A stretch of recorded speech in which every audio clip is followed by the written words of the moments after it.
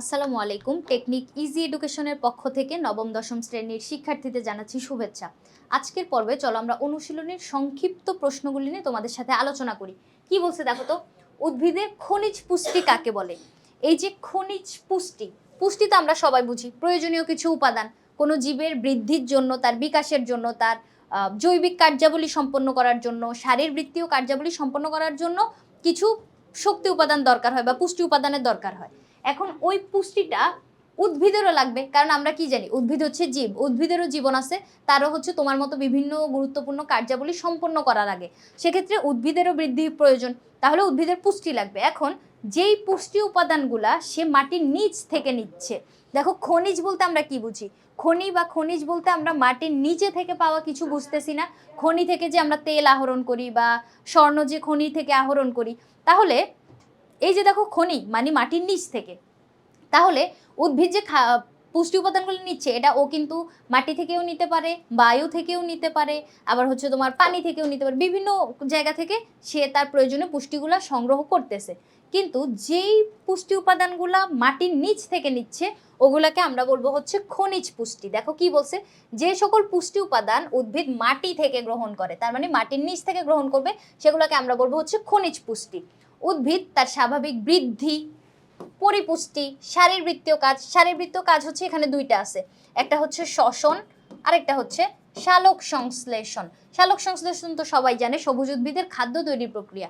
কিন্তু আমি ছোটবেলায় এটা জেনে অনেক অবাক হইতাম যে শ্বসন উদ্ভিদের দেহে হয়, উদ্ভিদও কিন্তু মানুষের মতো অক্সিজেন গ্রহণ করে আর কার্বন ডাইঅক্সাইড বের করে দেয়। তাহলে দেখো এই যে শ্বসন প্রক্রিয়াটা এটাও কিন্তু উদ্ভিদের দেহে সম্পন্ন হচ্ছে। তাহলে এইখানে দেখো যে শ্বসন আর সালোক সংশ্লেষণ দুইটাই হচ্ছে উদ্ভিদের দেহে সম্পন্ন হচ্ছে, এজন্য এই দুইটা হচ্ছে শারীরবৃত্তীয় প্রক্রিয়া আমরা বলবো। এবার এই যে প্রয়োজনীয় কতগুলো উপাদান এগুলা কিন্তু মাটি আর পরিবেশ থেকে গ্রহণ করে, মানে মাটি থেকেও নেয়, পরিবেশ থেকেও নেয়, পরিবেশের বাতাস থেকেও নিতে পারে, পানি থেকেও নিতে পারে, বিভিন্ন জায়গা থেকে নিচ্ছে। এই উপাদানগুলো উদ্ভিদের পুষ্টি উপাদান বলে। এই উপাদানগুলোর অভাবে উদ্ভিদ কিন্তু সুষ্ঠুভাবে বৃদ্ধিপ্রাপ্ত হইতে পারে না। তাহলে আমরা বুঝতে পারলাম এই যে পুষ্টি উপাদানগুলা যেগুলো উদ্ভিদ মাটি থেকে নিচ্ছে, মাটি থেকে যেগুলো নিচ্ছে ওগুলাই হচ্ছে ওর খনিজ পুষ্টি, মানে খনি থেকে যেগুলো নিচ্ছে ওগুলাই খনিজ পুষ্টি। এরপরে প্রশ্নটা কি বলছে দেখো তো, উদ্ভিদের জন্য অত্যাবশ্যকীয় খনিজ পুষ্টি, একটু আগে তো পড়লাম খনিজ পুষ্টি, এখন আবার বলছে যে অত্যাবশ্যকীয়। অত্যাবশ্যকীয় মানে মাস্ট, প্রয়োজন, অবশ্যই প্রয়োজন।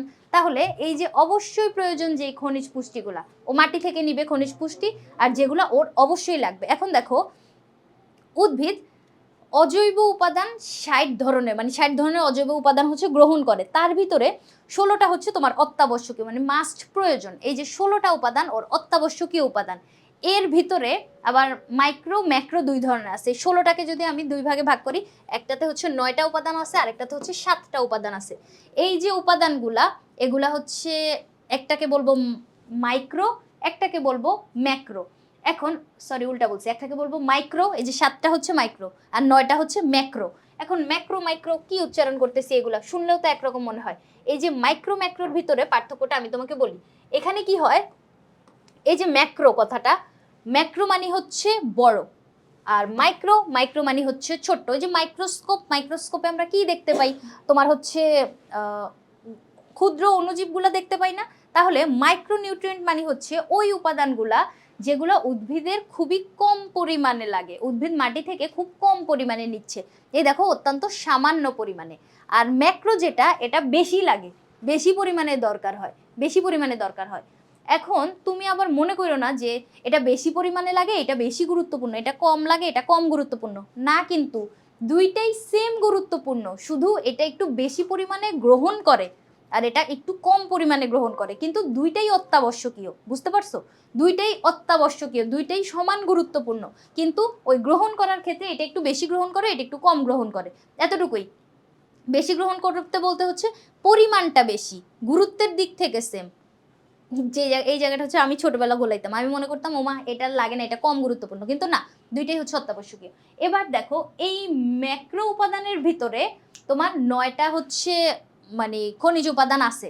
আরেকভাবে মনে রাখতে পারো, দেখো যেটার ওয়ার্ডটা বড় ওইটা লাগে কম, আর যেটার ওয়ার্ডটা ছোট ওইটা লাগে বেশি, ছোটটা বেশি, বড়টা হচ্ছে কম। এবার এই যে 9টা উপাদান, এই 9টা উপাদানের নাম তোমার মনে রাখা লাগবে, কারণ এই 9টা উপাদানের নাম এমসিকিউতে অনেক বেশি আসে। এখন আমরা একটা ছন্দও মনে রাখছিলাম, তাই না? M G K cafe for nice chops, nice CHOPS, তার মানে একটা ক্যাফে যেটা হচ্ছে চপের জন্য অনেক বেশি ভালো। তাহলে magnesium, potassium, calcium, nitrogen, carbon, hydrogen, oxygen, phosphorus, sulphur, M G K cafe for nice chops. তাহলে এসটা দেখা যাচ্ছে না, তাই না? S, M G K cafe for nice chops. এখন এই যে দেখো এইখানে এই উপাদানগুলাই আছে, এই যে দেখো ম্যাগনেসিয়াম, পটাশিয়াম, তারপরে ফর নাইস, এই যে নাইস, চপস CHOPS, সবগুলো পাইলাম এমজিকে ক্যাফে ফর নাইস চপস। এখানে 9টা উপাদান আছে, তাহলে এগুলো হচ্ছে উদ্ভিদ বেশি পরিমাণে অ্যাবজর্ব করবে। আর এইখানে কি আছে দেখো তো, এখানে হচ্ছে ম্যাক্রো উপাদান, এটা হচ্ছে 7টা উপাদানের ভিতর কি কি আছে? জিঙ্ক বা দস্তা, জিঙ্ক বা দস্তা, তামা বা কপার, তারপর ম্যাঙ্গানিজ, মলিবডেনাম, তারপর হচ্ছে তোমার বোরন,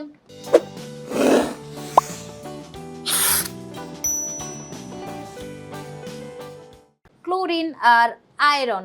এই সবগুলো হচ্ছে আমাদের মাইক্রো উপাদান, যেটা খুবই কম পরিমাণে লাগে।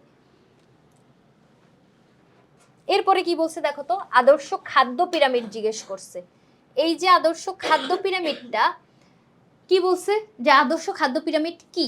এখন আমি যদি পিরামিড আঁকি, এই ধরো একটা পিরামিড, ত্রিভুজের মতো দেখতে না?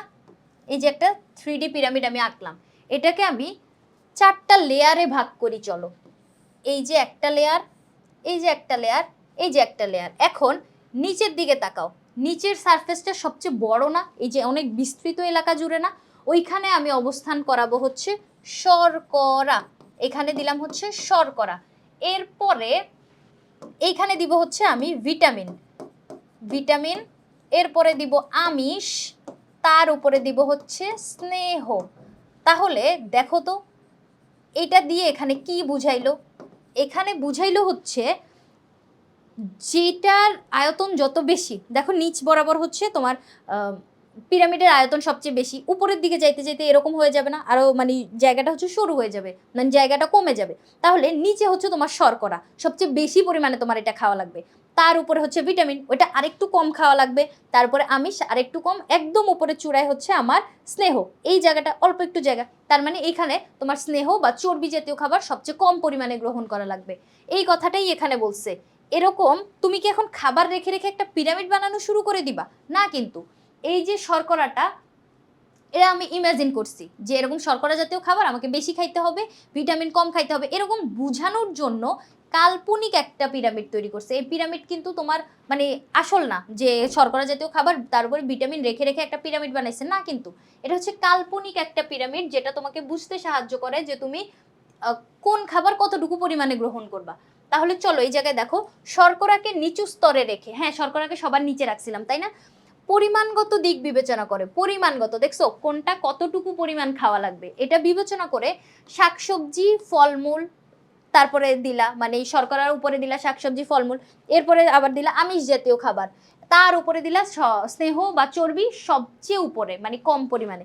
এভাবে সাজালে যে কাল্পনিক, এই যে কাল্পনিক একটা পিরামিড পাই, এই কাল্পনিক পিরামিডটাই হচ্ছে আদর্শ খাদ্য পিরামিড। যে কোনো একটি সুষম খাদ্যের তালিকায় শর্করা, শাকসবজি, ফলমূল, আমিষ, স্নেহ, এই সবগুলা খাদ্য অন্তর্ভুক্ত থাকে। হ্যাঁ, আমরা জানি হচ্ছে সুষম খাদ্য হচ্ছে সকল খাদ্যের মিশ্রণে তৈরি একটা খাদ্য, মানে তোমার খাদ্য তালিকায় সবগুলা খাবার রাখা লাগবে, এই সবগুলা থাকলে হচ্ছে ওটাকে আমরা সুষম খাবার বলবো। এখন পিরামিডের সবচেয়ে চওড়া অংশ নিচের দিকে, নিচের দিকে সবচেয়ে চওড়া অংশ না? কে আছে? ভাত আছে, আলু আছে, রুটি আছে, তার মানে শর্করা জাতীয় খাবার আছে, এগুলো বেশি করে খেতে হবে। তারপরের অংশে আছে শাকসবজি এবং ফলমূল, যেটা হচ্ছে ভিটামিন, যেটা শর্করার থেকে আরেকটু কম খাইতে হবে। এসব ভাত রুটির চেয়ে কম খেতে হবে, ঠিক আছে? তারপরে আছে মাছ, মাংস, ডিম, দুধ, ডাল, পনির, মাছ, মাংস, ডিম, দুধ, এটা হচ্ছে তোমার আমিষ, তার উপরে আমিষ ছিল না, ভিটামিনের উপরে আমিষ। তারপরে হচ্ছে যে পনির, ছানা, দই, এগুলো হচ্ছে তোমার চর্বি জাতীয় খাবার, যেটা কম পরিমাণে খাইতে হবে। তাহলে আমি তোমাকে যে কথাটা বললাম ওই কথাগুলো এখানে লেখা আছে, আর পড়ার দরকার নেই। এরপরে আসো রক্ত শূন্যতার কারণ জিজ্ঞেস করছে। এখন রক্ত শূন্যতার কারণ বিভিন্ন রকম হইতে পারে, বিভিন্ন কারণ হইতে পারে রক্ত শূন্যতার জন্য। এখানে মানে দেহের ভিতরে যদি পুষ্টি উপাদানের অভাবে বলো, সেক্ষেত্রে হচ্ছে তোমার ভিটামিন বি এর অভাবে এটা হইতে পারে। এখন রক্ত শূন্যতা হচ্ছে মানব দেহের লোহিত রক্তকণিকার অভাব। এখন রক্ত দুইটা উপাদান আছে, একটা হচ্ছে রক্ত রস, আরেকটা হচ্ছে রক্ত কণিকা। এখন কণিকা আবার তিন ধরনের, লোহিত, শ্বেত আর অনুচক্রিকা। শ্বেতকণিকা আর অনুচক্রিকা কম বেশি হওয়ার সাথে আমরা রক্ত শূন্যতা বলবো না, আমাদের মেইন টার্গেট হচ্ছে আরবিসি, রেড ব্লাড সেল বা লোহিত রক্তকণিকা। ওই লোহিত রক্তকণিকার যখন অভাব দেখা দিবে তখন আমরা ওইটাকে বলবো হচ্ছে রক্ত শূন্যতা। এখন এই যে হিমোগ্লোবিন, হিমোগ্লোবিনের কারণেই হচ্ছে তোমার লোহিত রক্তটা লাল বর্ণের হয়। এখানে যে হিম কথাটা আছে এটা দিয়ে হচ্ছে আমরা আয়রন বা লৌহ বুঝতেছি, আর গ্লোবিন হচ্ছে এক ধরনের প্রোটিন। তাহলে এই যে দেখো আয়রন, আয়রনের অভাব হইলে কিন্তু রক্ত শূন্যতা দেখা দিবে। এই যে হিমোগ্লোবিন যদি উৎপাদন না হয়, হিমোগ্লোবিন হচ্ছে তোমার লোহিত রক্তকণিকার সাথে আবার সংযুক্ত, তাহলে হিমোগ্লোবিনের ঘনত্ব কমে গেলে লোহিত রক্তকণিকা কমে যাবে। তখন এই যে লৌহ, হিমের অভাব দেখা দিলে কি হবে, আয়রনের ঘাটতি দেখা দিবে। তাহলে খাদ্যের মুখ্য উপাদান লৌহ, ফলিক অ্যাসিড, তারপরে ভিটামিন বি 12, ফলিক অ্যাসিড হচ্ছে বি 9। এই যে ভিটামিন বি যেগুলা, এগুলার অভাব দেখা দিলে, লৌহের অভাব দেখা দিলে তখন হচ্ছে আমরা এই রক্তশূন্যতা রোগটা দেখতে পাই, রক্তশূন্যতা দেখা যায়। এছাড়াও যদি কোনো অ্যাক্সিডেন্ট হয়, ধরো অনেক বেশি রক্তপাত ঘটলো তোমার, সেক্ষেত্রে রক্তশূন্যতা হইতে পারে। আবার দেখো কৃমির অভাবে, যদি তোমার অন্ত্রে অনেক বেশি কৃমির সংখ্যা বেড়ে যায়, সেক্ষেত্রে আমরা জানি হচ্ছে কৃমি তো আমাদের অন্ত্রের ভিতর থাকতেছে, সেগুলা তোমার রক্তগুলাকে কিন্তু খেয়ে ফেলতে পারে, রক্ত চুষে নিতে পারে। সেক্ষেত্রে কৃমির সংখ্যা অনেক বেড়ে গেলে তোমার রক্ত শূন্যতা দেখা দিতে পারে। তারপরে খাবারের সাথে যদি তুমি পর্যাপ্ত পরিমাণে লৌহ সমৃদ্ধ খাবার না খাও, অন্ত্রে যদি সংক্রমণ ঘটে, যে কোনো জীবাণু দিয়ে যদি সংক্রমণ ঘটে, সেক্ষেত্রে কিন্তু এই রক্ত শূন্যতাটা দেখা দিতে পারে। এরকম রক্ত শূন্যতা তাহলে অনেকগুলা কারণ আমরা বুঝলাম। মেইন কারণটা হচ্ছে তোমার আয়রন জাতীয় খাবার না খাওয়া বা ভিটামিন বি কম খাওয়া। এরপরে চলো, রাতকানা রোগ কেন হয়? রাতকানা রোগ হয় হচ্ছে তোমার ভিটামিন এ এর অভাবে। এই যে দেখো ভিটামিন এ এর অভাবে রাতকানা রোগ হয়। এখন এ সমৃদ্ধ খাবার খাইতে হবে বেশি বেশি। এ সমৃদ্ধ খাবার কি কি আছে? তোমাকে রঙিন ফলমূল খাইতে হবে। রঙিন ফলমূল যেমন গাজর, মিষ্টি কুমড়া, এগুলা খাওয়া লাগবে। তারপরে হচ্ছে শাকসবজি খাইতে হবে, শাকসবজি, ফলমূল। তারপরে কি খাইতে হবে? যকৃতের তেল খাইতে হবে, মাছের যকৃতের তেল। এবং আরও খাইতে হবে হচ্ছে ছোট মাছ, মলা, ঢেলা, এই মাছগুলো হচ্ছে ছোট মাছ, এই মাছগুলো খাইতে হবে। তাহলে হচ্ছে আমরা হচ্ছে রক্ত শূন্যতাটা মানে রোধ করতে পারবো, মানে রক্ত শূন্যতা না, রাতকানাটা রোধ করতে পারবো। এখন তুমি নামটা শুনেই বুঝতে পারতেছো, রাত আর কানা। রাত মানে হচ্ছে রাত্রিবেলা দেখতে পায় না এরকম না, কনসেপ্টটা হচ্ছে তুমি অন্ধকারে কম দেখতে পাবা। আলো যখন কমে যাবে, রাত্রেবেলা কি হয়, সূর্যের আলো চলে যায়। তাহলে সূর্যের আলো যখন কমতে থাকে তখন হচ্ছে ওই মানুষটা ঝাপসা দেখা শুরু করে। ঝাপসা দেখলে তখন ওইটারে বলে হচ্ছে রাতকানা। আমাদের চোখে দুই ধরনের কোষ আছে, একটা হচ্ছে রড কোষ আর একটা হচ্ছে কোন কোষ। রড এবং কোন কোষ, এই যে রড কোষটা, এইটা যখন ক্ষতিগ্রস্ত হয় তখন হচ্ছে রাতকানা রোগটা হয়। দেখো কি বলছে, যে চোখের সংবেদী রড কোষগুলো ক্ষতিগ্রস্ত হলে স্বল্প আলোতে ভালো দেখতে পায় না, চোখের সব কিছু ঝাপসা দেখা যায়। রোগটা বেড়ে গেলে কর্নিয়া ঘোলাটে হয়ে যায়। মূলত ভিটামিন এ সমৃদ্ধ খাবার, যেমন এই যে খাবারগুলোর নাম বলে দেওয়া আছে। এখন আরেকটা কথা বলি, এই যে দেখো এই রাতকানা রোগটার কতগুলো স্টেজ আছে। সবার প্রথমে প্রাথমিক পর্যায়টা হচ্ছে আমাদের রাতকানা, যেখানে কি হয়, রাতেবেলা ঝাপসা দেখে। এরপরে 2, 3, 4, 5 এরকম 4 আর 5 নাম্বার স্টেজে যখন তুমি আসবা, তখন ওই জায়গাটায় তোমার হচ্ছে মানে অবনতি হইতে থাকবে, অবস্থা আরও অবনতি হবে। তখন এই জায়গাটাকে বলবো হচ্ছে জেরোফথ্যালমিয়া। রাতকানার যে আরও ডেঞ্জারাস ফর্মটা হচ্ছে জেরোফথ্যালমিয়া। এরপরে 6, 7, 8 এরকম 7 আর 8 নাম্বার স্টেজে কি হয়, একদম চোখটা একদম ক্ষতিগ্রস্ত হয়ে যায়, তখন কি করে লাগে, অস্ত্রোপচার করা লাগে। তাহলে এই যে রাতকানাটা হচ্ছে একদম ছোট ফর্মটা, মানে একদম প্রাথমিক পর্যায়ে। এরপরে যে জেরোফথ্যালমিয়া হইতে পারে, এটাও কিন্তু রাতকানারই একটা লেভেল। তাহলে রাতকানা রোগ কেন হয় জিজ্ঞেস করছে, রাতকানা রোগ হচ্ছে আমাদের ভিটামিন এ এর অভাবে হচ্ছে। তাহলে আশা করি আমরা এই প্রশ্নের উত্তরগুলো বুঝতে পারলাম। এই যে প্রশ্নগুলা 2 নাম্বারের জন্য অনেক অল্প লেখা লাগবে, কিন্তু আমি তোমাকে আরো অনেক অনেক এক্সট্রা কথা বললাম, যার একটাই উদ্দেশ্য যাতে তুমি প্রশ্নগুলা বুঝতে পারো, মানে অনেক ইনফরমেশন দেওয়ার কারণে যাতে তোমার ফুল কনসেপ্টটা হচ্ছে ক্লিয়ার হয়, এটাই হচ্ছে উদ্দেশ্য। তাহলে আশা করি তোমাদেরকে বুঝাইতে পারছি। পরবর্তী পর্ব দেখার আমন্ত্রণ রইল। ধন্যবাদ সবাইকে।